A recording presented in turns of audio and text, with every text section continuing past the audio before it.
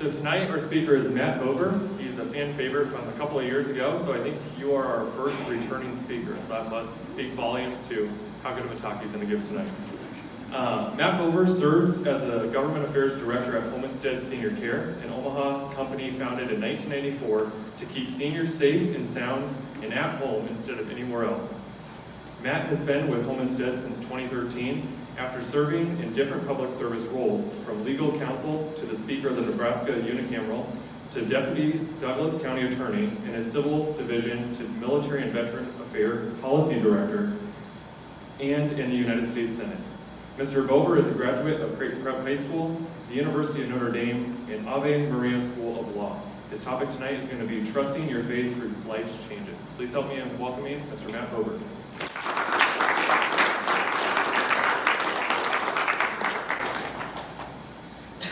Thanks, Justin, and thanks for having me back. Hey, with Father's great thoughts and Allie's recap, I don't know what more I need to add, but I'll give it my best here.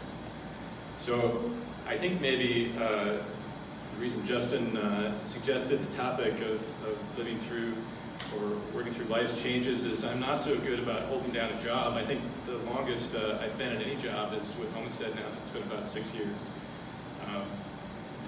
I think if I did do something next, it would probably be dentistry. I think among the most hated professions out there, I've got the politics and the lawyer and lobbyist, and what's not on here is I used to sell cars as well. So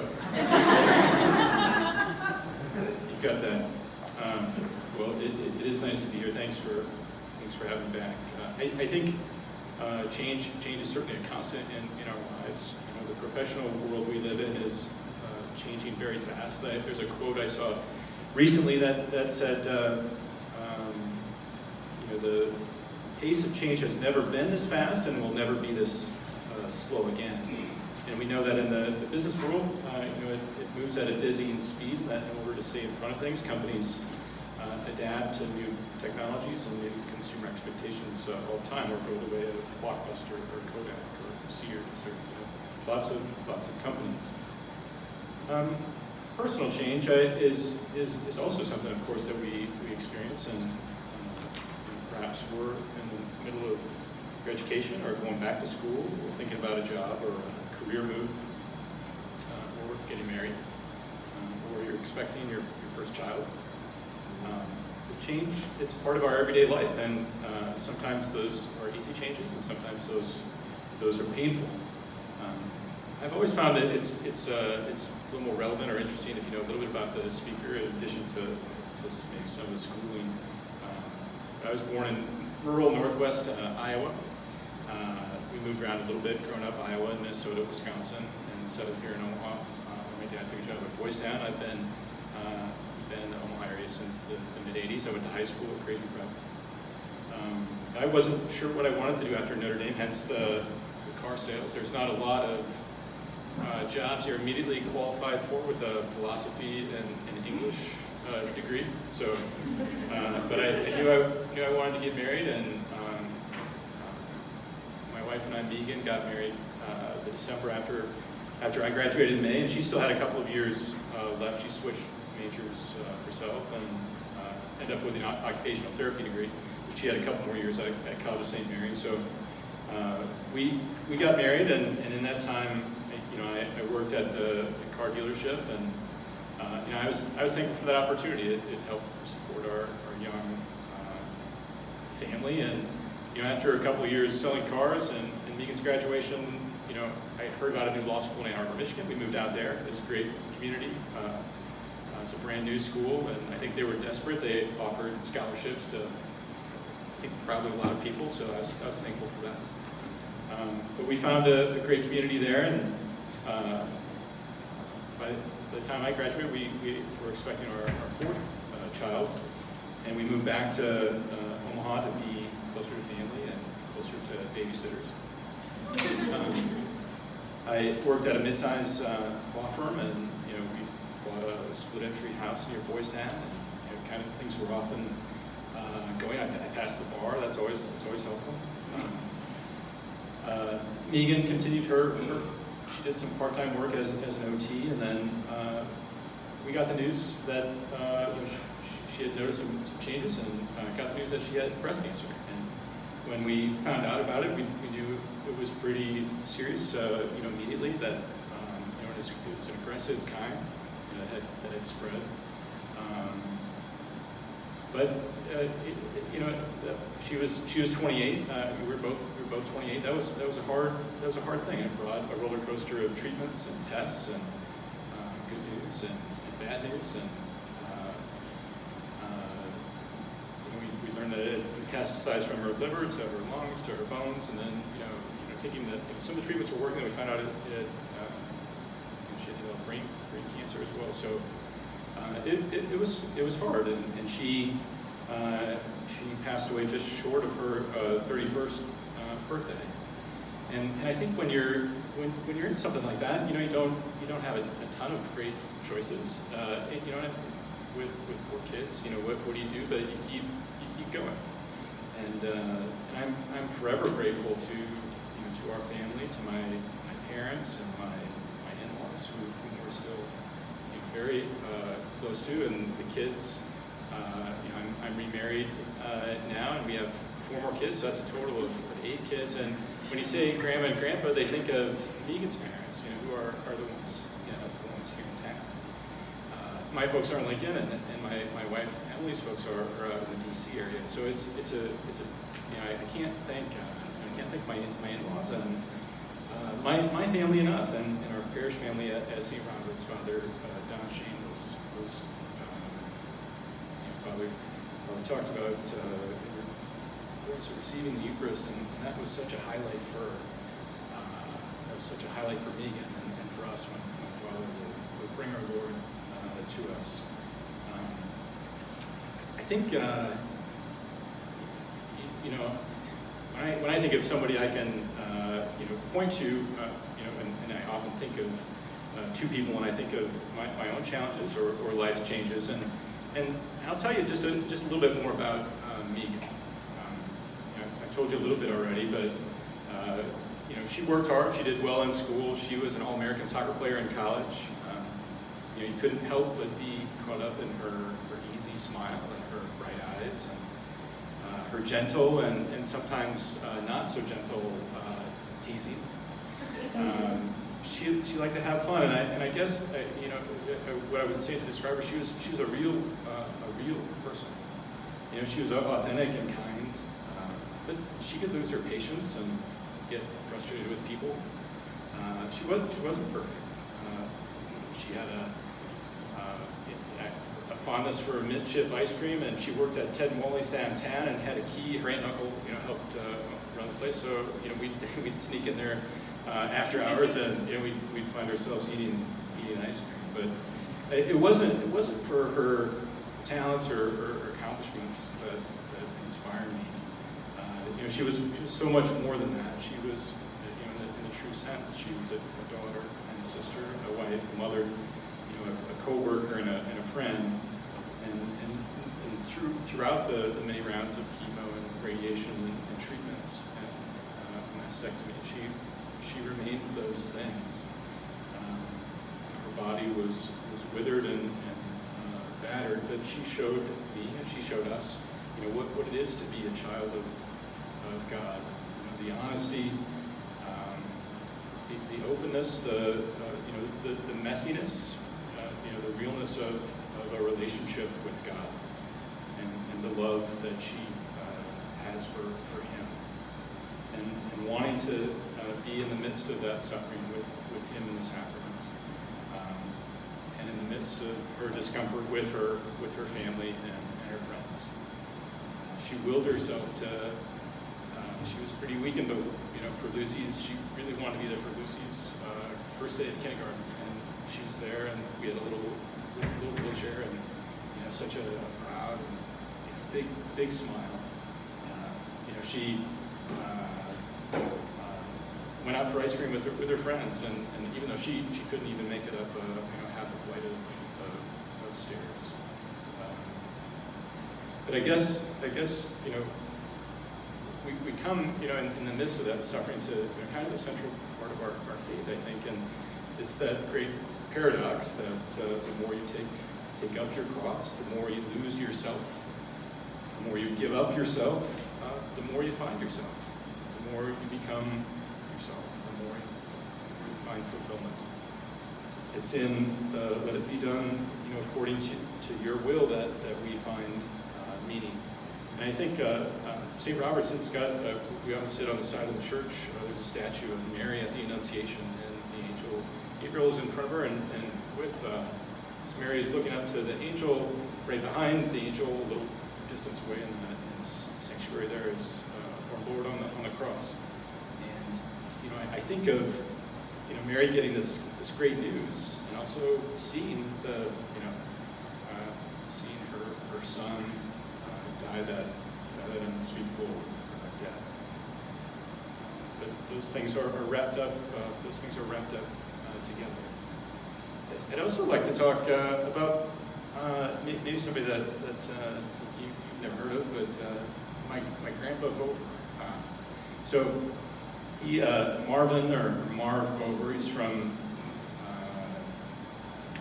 north central Iowa, and his middle name was Isidore, and I think his folks were trying to spell Isidore, but they didn't know how to spell it, and so it ended up Easadar, Isidore. So I just love that. I mean, it's a long time before Google and a long time, maybe before easy access to information. But I love that. He didn't go to college. He worked his entire career in the meatpacking industry in Esterville, Iowa, a small town. He had these great, the hands you'd expect of a meat packer. And he's a former catcher too, so he had some broken fingers, and he liked to show it off to the grandkids, how crooked they were. But he had these great hands, great caring hands. I was blessed as the oldest of the grandkids to know both my grandparents, and spent some summers with them at Okoboji, and they'd take me golfing or out to eat, and it really was, I was pretty spoiled. But I think of all the things that he did, the hard worker that he was, the involvement that he had with his local parish, his leadership in the community, the challenges they went through, such as when my dad's next youngest brother, who was 12, passed away unexpectedly, and I don't know a lot about that, but I think of as a parent what that would be like. But when I think of him, I think of the quiet and steady devotion he had to our Lord and to our Blessed Mother. But his crowning achievement of all the great memories I have of him is my grandparents, my dad's parents, were married for 68 years, and they had been married about 60 years when my grandma was diagnosed with Alzheimer's, and it developed pretty quickly, and pretty soon she wasn't recognizing us or him. But I think of the way he cared for her in those almost decade. At home when he could, and then when it became pretty hard, he was there at the nursing home every day. And I think again of those hands gently brushing her face, and just being so gentle with her. And he did it all with such a smile and an energy, and he had the nurses and the caregivers there at the nursing home they loved having him around. He was just a joy to be around. He would go, to give you a little idea that he would go have coffee with his Republican friends, and they'd talk about Fox News. And then he'd go and have coffee with his Democratic friends a little later in the morning. But he was just a joy to be around. But I think again, I don't know that he would have,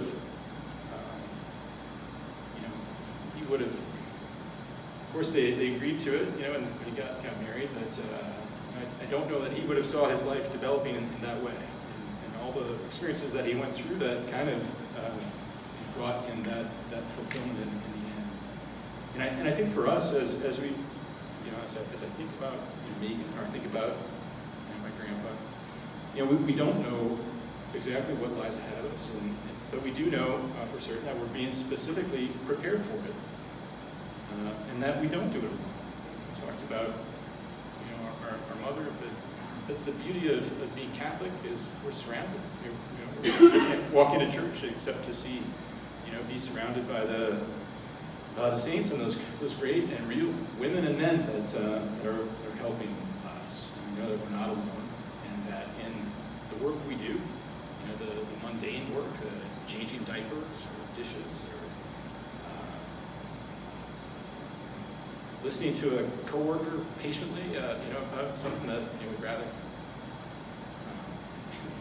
we've heard before. Or, we all experience these glorious and painful and sorrowful, and I guess just the real stuff of life.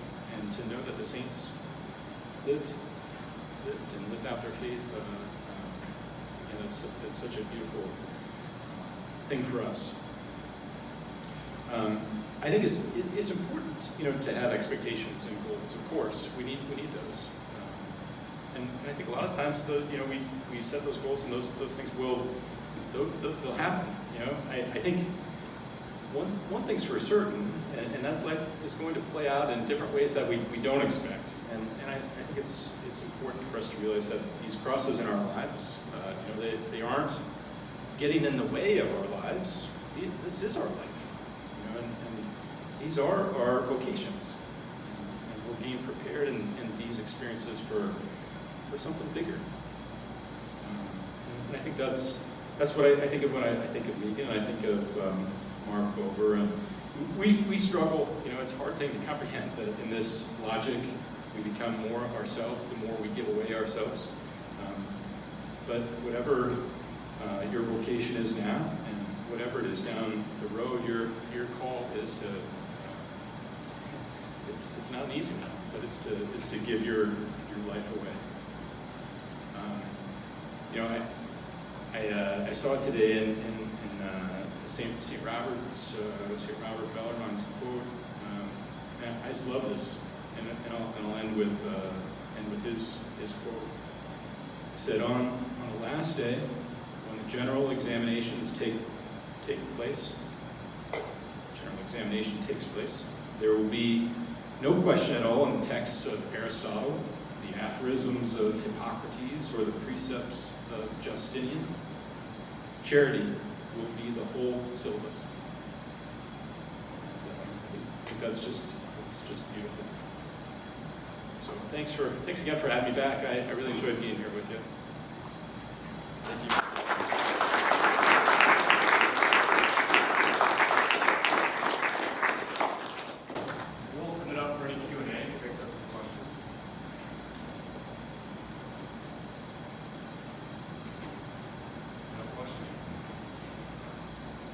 I have one for you.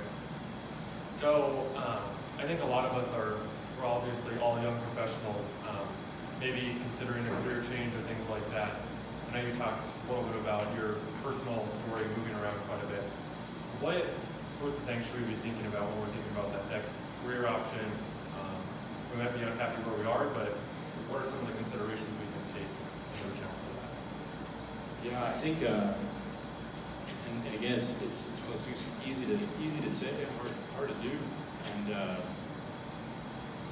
spend time alone, spend time in prayer, spend time discerning that what God might be calling you to there, and lean on your mentors, lean on your friends. They can help you know yourself a little more, and I think give you some good guidance. But don't be afraid. I think we've got nothing to fear. Our Lord wants us. There's nothing else that we can need. So in that sense, of course, do your research. Know yourself. Be true to yourself. But be confident. Okay, so you talked about at the very end listening to a coworker patiently. Is there any specific moments, especially when you're in law school or talking to somebody that stuck out, and why? Like, how did that impact you directly, and how did that make you grow in your faith, and why should you pray for them? Well, I think. And how did you pray for them? How did you pray for them when you didn't like them? Yeah, I guess I'd answer that maybe two ways. Like, I think of all the people that were very patient with me. I think of the mentors or people that kind of took me under their wing at the law firm and said, all right, I saw what you did here, here's how you really write this letter, or here's some tips, or here's some thoughts. So I think of the way that I was given responsibility, and I'm thankful for that. But I get, I can get impatient and want to move very, want what I think is quickly, or the best way to go, and I think the idea of it's been talked about tonight as well, of being present, of taking a breath, some of the most important things I've come to realize that I do are taking that out. It's good from a business side of things to learn what somebody else in the company is doing, and it's also just a good Christian thing to do as well. I struggle.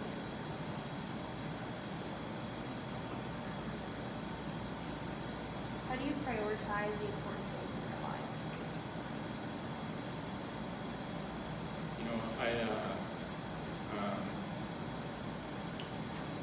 On a recent trip, I brought the English degree, I guess. I picked up just on the way out of the house. Like, I need to have something, and I grabbed T.S. Eliot's Four Quartets and some beautiful poetry.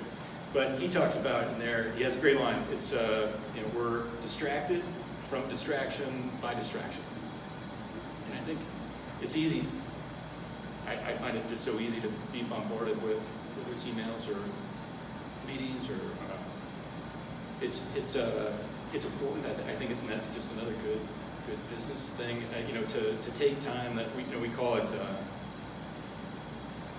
Q2 time, and I'll mess this up, but it's like kind of as you split your time into 4 quadrants, you've got like the important and urgent, you've got like the important and not urgent, you've got like the urgent and less important, and then you've got like not urgent, not important. And so it's an interesting way to think about your time. But I think one of the things that we've emphasized as a company is spend that time in that Q2 and that important, not urgent kind of time. And in that sense, that's helpful for if you're talking from like the company or the work side. That's helpful for me.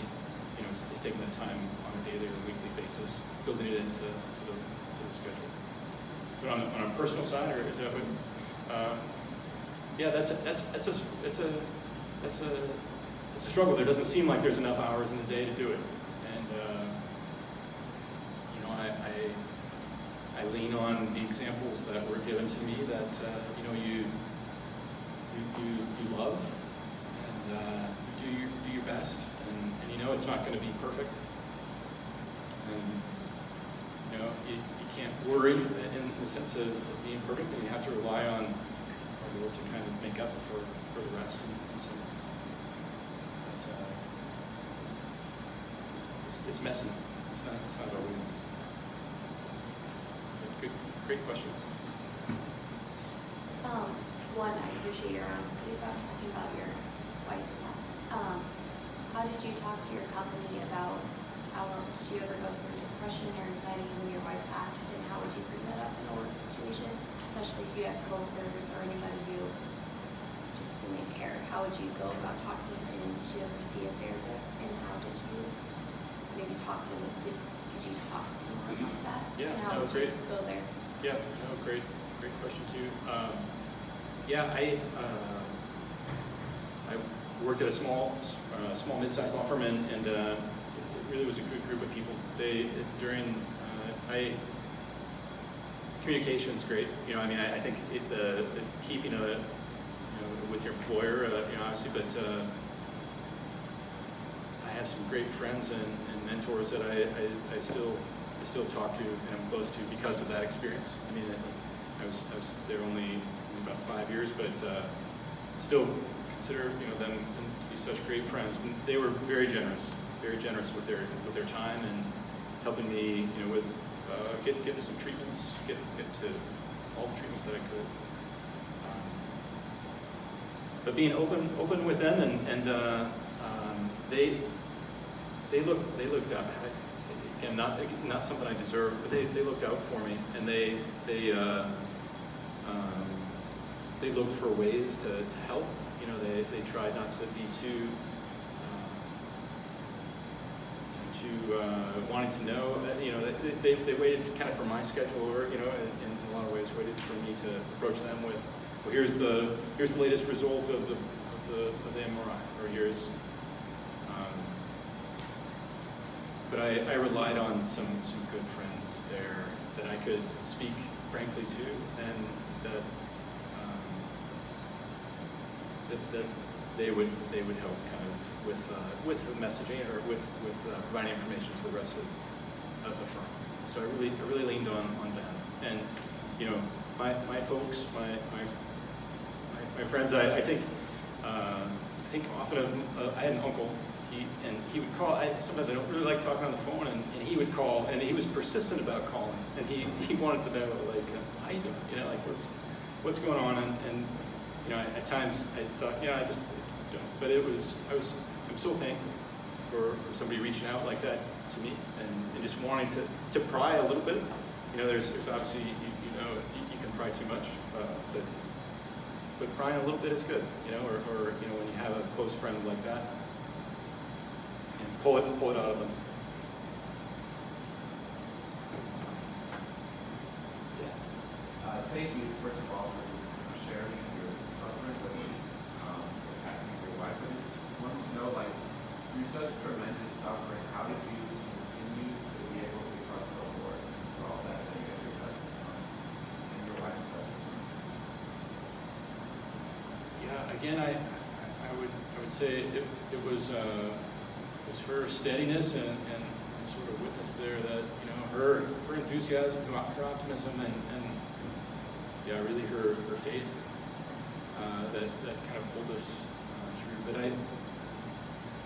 I think it was an invitation to a closer, or we're all on a continual conversion.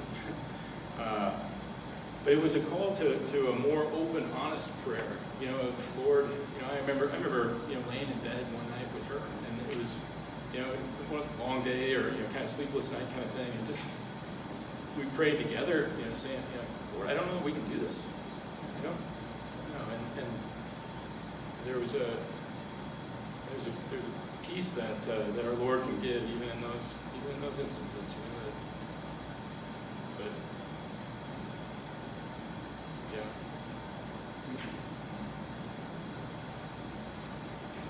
How did you, as a caregiver, get through the hardest times, being with your wife, seeing her suffering? And what types of things were your outlets? How did you make it through as a caregiver?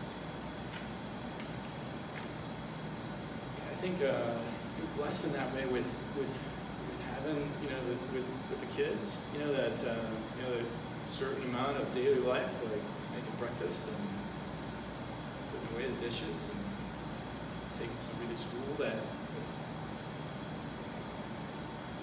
provides some sort of structure there. But yeah, you know, we're body and soul, and yeah, I think it's important to. I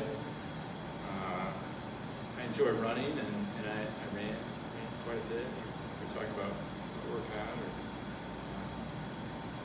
yeah, I haven't run all that much since, but I ran. I did. Yeah, I ran with my dad and my in-laws, so it became kind of a nice time together. But yeah, it's always it's an important thing to think about. Well, thanks everybody. Thanks, Gil.